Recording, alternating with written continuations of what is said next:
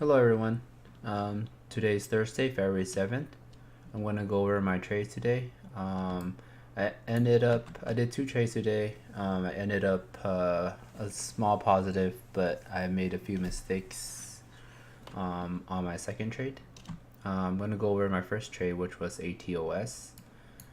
So what I saw here was a grind back up, and then it was testing VWAP, and then it went over, and then it broke. It couldn't hold VWAP, so I went ahead and shorted it, risking a high of day. And then I saw this trend line here holding. So when it popped back up, I added my position here, still with my risk at high of day.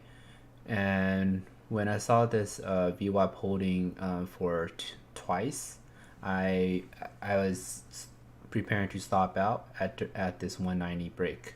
So it actually broke with somewhat medium volume, but it kind of failed and didn't go anywhere. So I went ahead and saw weakness and re-added my position here, and risking not the new high of the new high, which is 192, and it ended up cracking. I covered at the bottom here, 173, and then I kind of held it, waiting for the next leg down, pretty much stopping at around 185.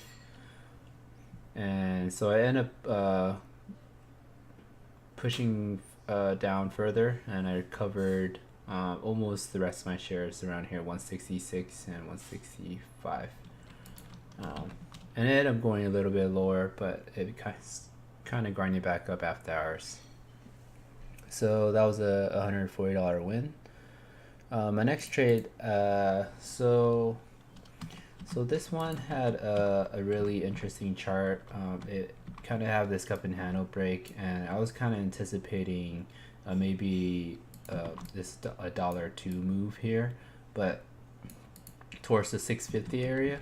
So I went ahead and saw this weakness here around the 670, and then I shorted this small cup and handle break here, right here, but then it was kind of holding its trend.